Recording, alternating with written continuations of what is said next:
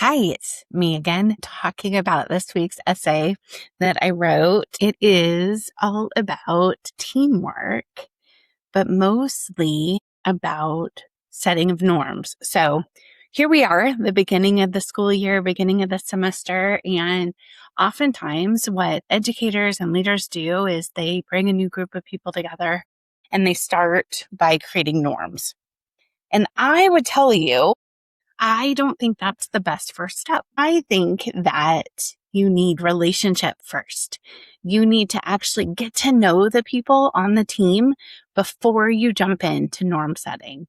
And so I propose in the essay that it should be expectations should come first from the boss or the company or wherever about what's expected. That should just be a non-negotiable kind of things that aren't for consensus that you have to show up on time and whatever the dress code is. Like those are not things that the team gets to decide.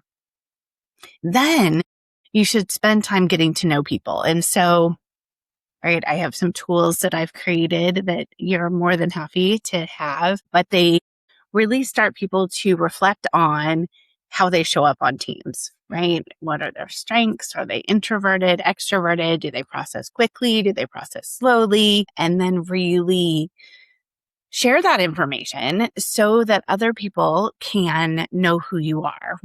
I think one of the things that you really have to do is set agreements.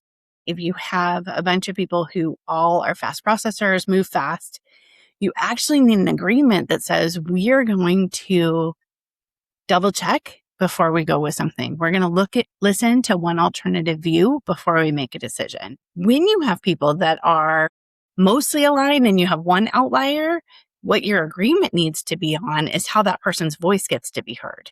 So it isn't generic norms. It's not, I'm going to, speak up and everybody's going to have conversation and every voice will be heard. Those are important, but those are probably closer to expectations. And some of those norms happen over time. So if you look at the old research, like the 60s research, where you talk about forming and storming and norming, that norming comes later. I think we jumped to starting with norms so that people could maybe not go through all that forming and storming. You probably still are going to go through it, flatten the curve a little bit, but then you look at what your norms are and you raise questions about them, right? You can say so-and-so's not contributing, or we haven't heard from this person as much.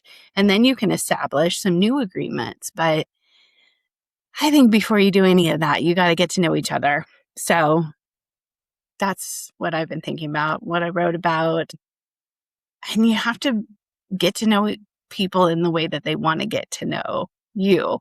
I think about one of my teaching partners back in fourth grade. We had a principal who was all about passing a talking stick around. It was a Muppet, and we all got to share our personal feelings.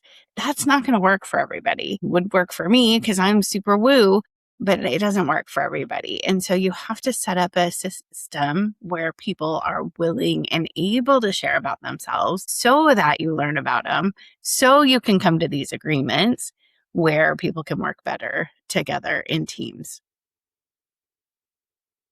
More later.